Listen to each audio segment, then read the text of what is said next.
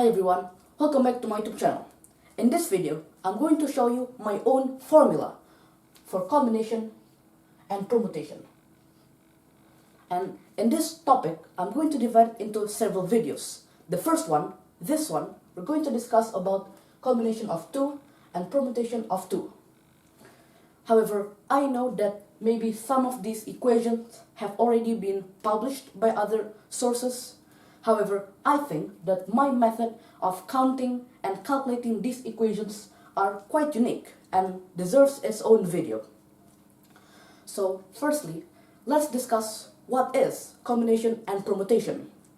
Well, combination is when you have several amount of objects, let's say the alphabets A, B, C, and then we're asked to group them into several groups that have a certain amount of members in them. So if we're asked to group into combinations of 2, then we have to group them into 2 members, like A and B, B and C, A and C. These 3 are possible combinations of it, and we denote this using the number of objects we're given. This time is 3, and then we write C for combination, and then we write the combination that we want to. In this case 2, because we group them into 2 members. And then for permutation, it's basically the same thing. However, the difference between combination and permutation is that for combination, let's say A and B. We can write A and B in 2 ways, AB, BA. In combination, these 2 are equal. They denote the same combination. However, for permutation, these are different. Basically, combination doesn't care whether they are different arrangements, but for permutations, they mean the different groups. So, that's basically the difference of combination and permutation. So, with that out of the way, let's just discuss about the equation for combination and permutation that you may have been given at school. It's going to be NCR, and many people will write it small n, big C, small r, but I like to make it in this form because it's a little bit easier to read. So, the equation will go like this. It's going to be n factorial divided by r factorial times by n minus r factorial. And if you don't know, what factorial means is that, for example, 5 factorial, that's basically the multiplication of all the whole numbers smaller than or equal to 5. Let's say it's going to be 5 times 4 times 3 all the way to times by 1. This is going to be 5 factorial, and 25 factorial, that's going to be 25 times 24 all the way to times by 1.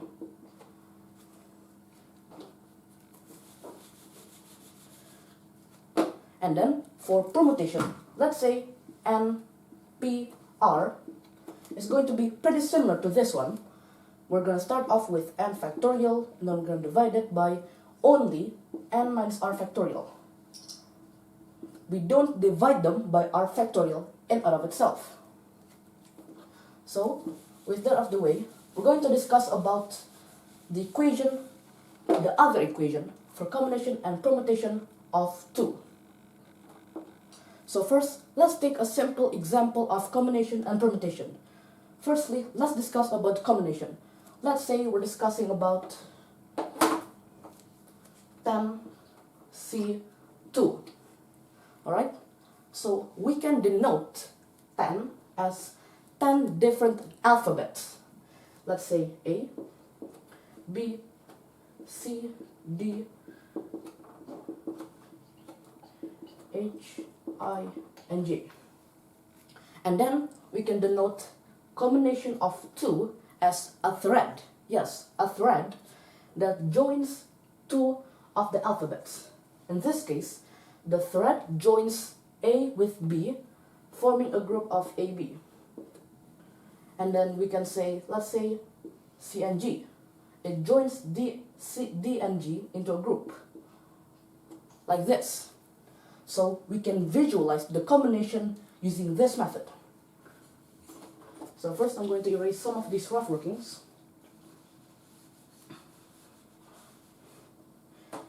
So there are many different combinations of two different members in this example.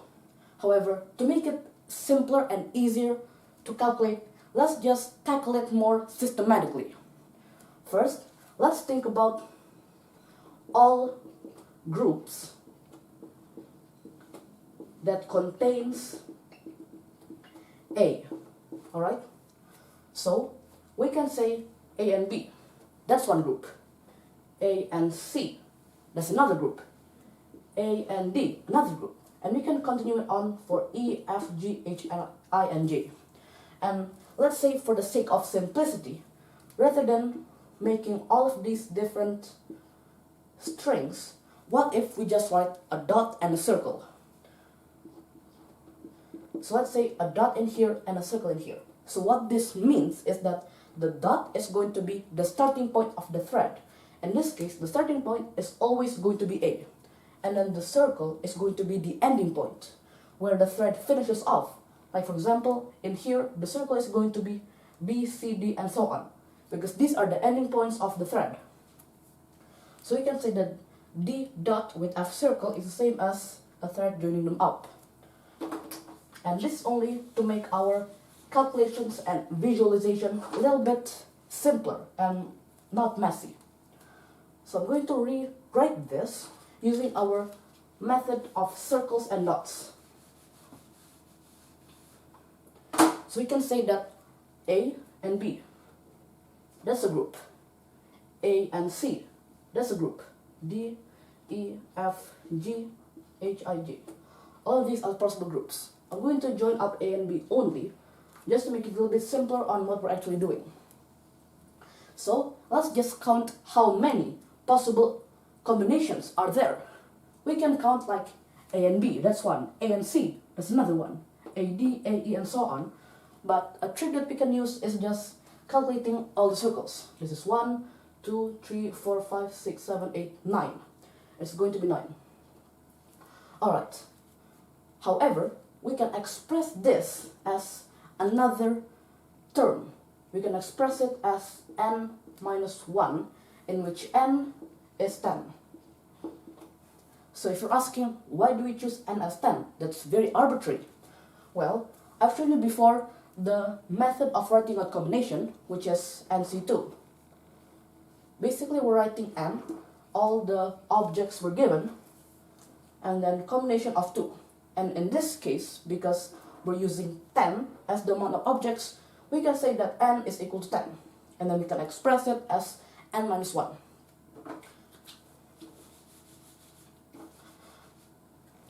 So that's the first value we can think of. All groups that contains A. However, what if we think about all groups that contain B, and then C, D, and so on, and maybe we can see a little bit of a pattern. So let's say that we have all the values again.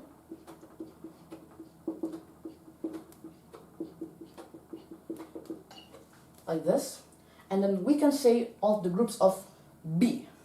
So we can start with B and then C. B and C is a possible group, right? B and D, that's also a possible group. B and E, also possible group. F, G, H, I, J. And just as a reminder, the dots and circle means the same thing as joining them up.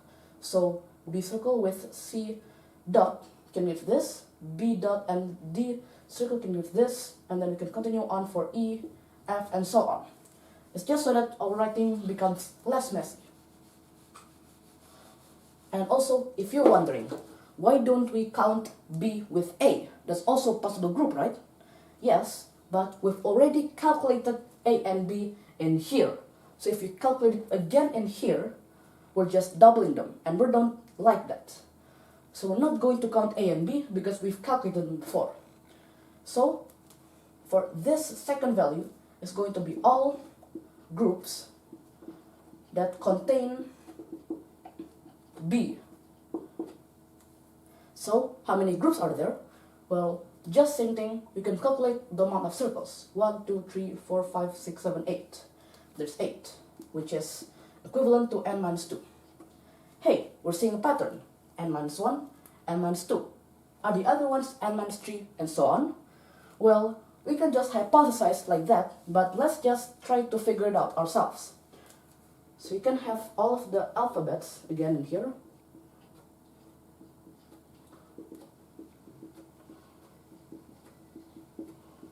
And then we can write out all groups that contains C in this case. Because the first one is A, the second one is B, this one must be C. Well then, C and D, that's a group. C and E, that's also a group. C and F, another group. C and G, H, I, J. Also, if you're wondering, why don't we count C and B and C and A? Well, for C and B, we've already calculated in this example for the groups that contains B. And for C and A, we've already calculated that in this example, C and A. So, because we don't want to calculate any examples or cases more than once, we just calculate this value. How many of them are there? There are 8. 1, 2, 3, 4, 5, 6, 7, sorry. There's 7. Which we can express as n minus 3. And yes, we are right. The groups are going to be n minus 1, n minus 2, n minus 3, and so on. If we count all the other values and cases, these are all going to be equal to its minus by 1. So for this one, the previous term is n minus 1, so the next term must be 1 less than it. So let's think about it. Why is it in this pattern? Well, we can think of it like this. Of the alphabets A until J are going to be the objects that were given. 10 in this case. For the first value, we're calculating it 9 of them, right? Because we don't count A in and of itself. And then the second one, we're calculating all of the rest of them except B, because that's the value we want.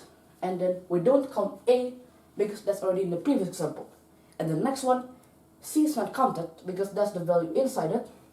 B and A is not counted because those are the previous examples. So these are all going to be minus by 1. So for the next one, D is not going to be calculated.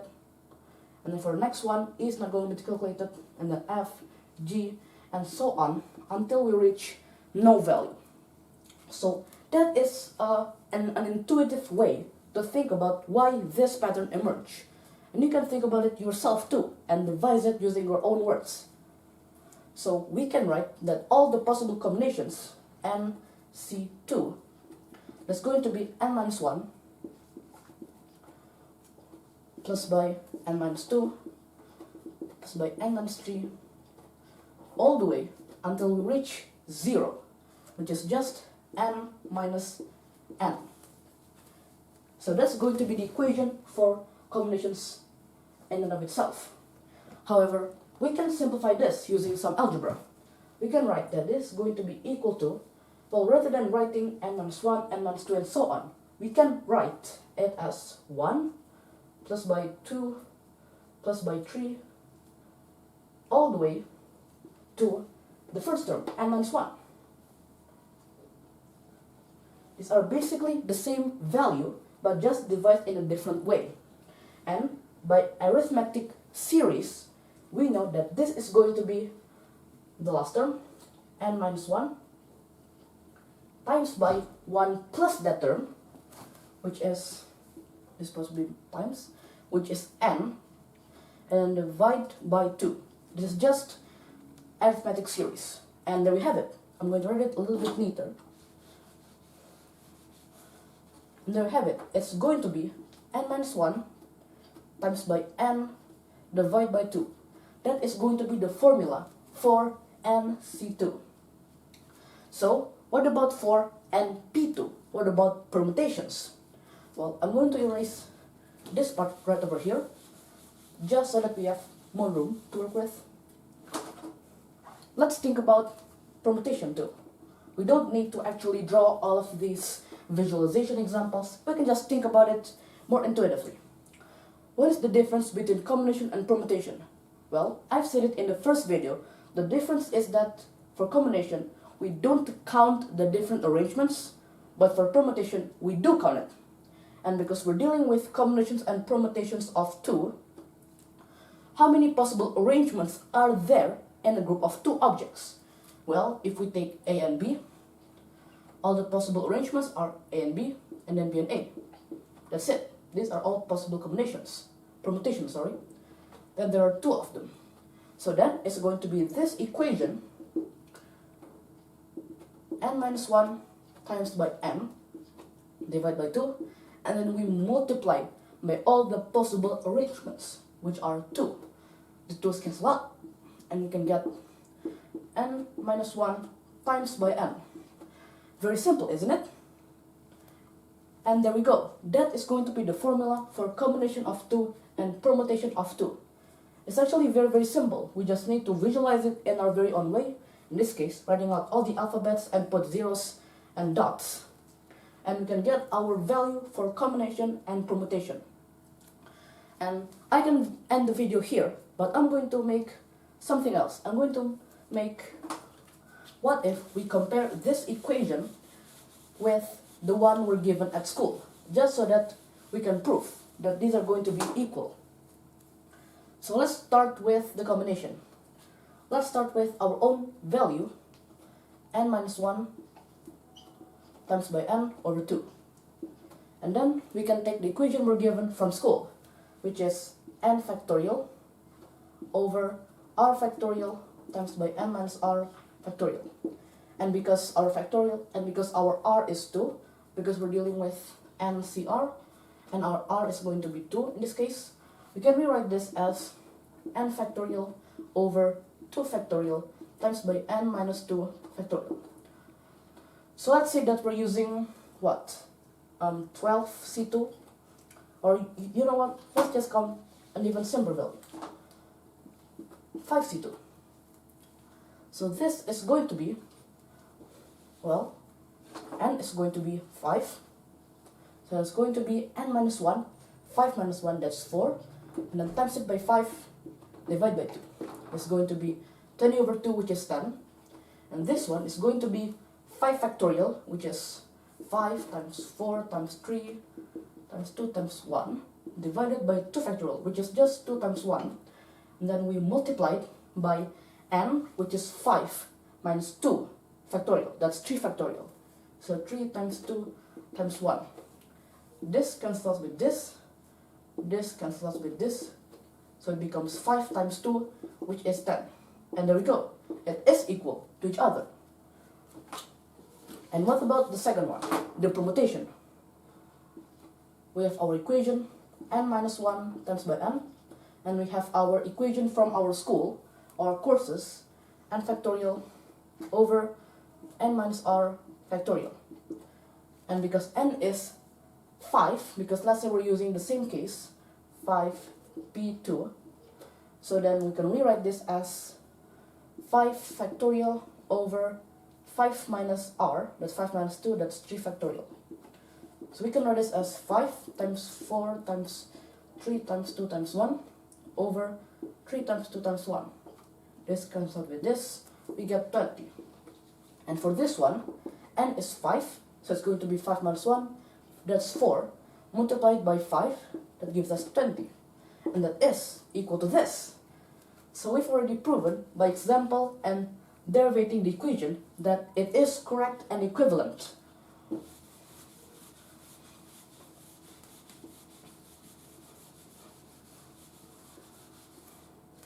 And right now, you might be thinking, why do we even study about these different equations for combination and permutation? Isn't it just easier to just use our equation that we're given? Well, that is true. However, what I thought is that this video is not only dedicating to the different equations for combination and permutation, it's also a video to show that math is just more than algebra. We can use different ways to solve a problem. In one case, we can use algebra, calculating a value with factorials, and in another case, we can write alphabets, dots, and circles to solve our problem. And that's why I think that This method of solving problems and questions in mathematics is very important and needs to be kept in mind. That's the end of our video. Thank you for watching. Make sure to like and subscribe to my channel.